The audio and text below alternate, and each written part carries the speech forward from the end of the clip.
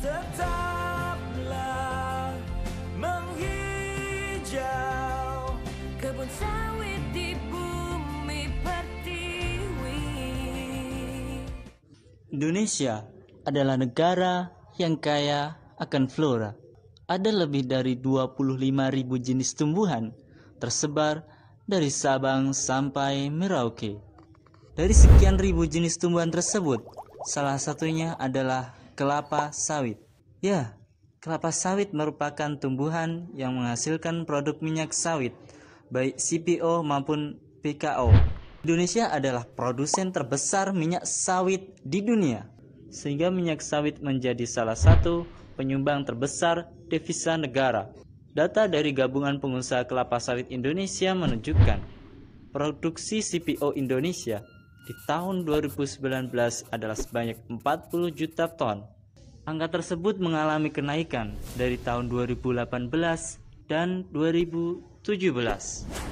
Dari minyak sawit inilah dapat diolah menjadi berbagai macam produk seperti kosmetik, minyak nabati, dan bahan bakar kendaraan. Pemanfaatan untuk bahan bakar sudah berjalan sejak 2006 oleh PT Pertamina Persero. Biodiesel yang merupakan produk turunan CPO dijadikan bahan campuran bahan bakar dengan solar murni. Sampai saat ini, kadar campuran naik menjadi 30% untuk biodiesel dan 70% untuk solar murni, yang dikenal dengan nama B30. Pemerintah saat ini tengah menguji coba untuk B40. Tak hanya itu, pemerintah pun sedang meneliti dan mengembangkan potensi pemanfaatan CPO untuk bahan bakar aftur dan bensin. Untuk solar, beberapa waktu lalu sudah diuji coba ke kendaraan dengan menempuh jarak 200 km. Bahan bakar dari olahan CPO tersebut dinamai Green Diesel atau D100 yang diproduksi di Kilang Dumai, Riau dengan kapasitas 1000 barel per hari. Tentu hal ini merupakan kabar baik bagi Indonesia yang sebagian kebutuhan energinya, khususnya BBM, masih harus diimpor. Impor tersebut untuk memenuhi kebutuhan konsumsi BBM nasional yang mencapai 1,5 juta barel per hari. Apalagi industri hulu migas Indonesia tengah melemah selama pandemi COVID-19.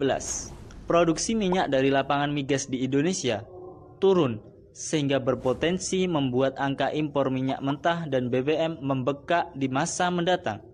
Di sisi lain, sementara ini belum ada penemuan cadangan migas baru berskala besar di Indonesia. Maka dari itu, yang dibutuhkan sekarang ini untuk pengembangan produk turunan CPO adalah dengan meningkatkan penelitian dan pengembangan. Apabila dilakukan dengan sungguh-sungguh, tidak menutup kemungkinan bahwa CPO menjadi sumber energi baru yang benar-benar dominan di masa mendatang, khususnya di Indonesia. Apalagi program B30 sudah berjalan, ini menunjukkan bahwa CPO sudah terbukti mampu mengurangi peran minyak bumi. Catatan lainnya adalah, kalau kita tengok dari sejarah, bahwa Indonesia yang kaya sumber daya alam minyak dan gas bumi ini pernah terlena dengan menjadikan sumber daya tersebut sebagai komoditas untuk mengumpulkan devisa. Seakan lupa bahwa modal tersebut seharusnya digunakan untuk menggerakkan ekonomi di dalam negeri. Dan yang tak boleh dilupakan lagi, bagaimana usaha pengembangan produk turunan sawit sebagai sumber energi tersebut dapat memakmurkan para petani sawit di Indonesia. Sekian, semoga bermanfaat. Sawit mendunia, Indonesia jaya.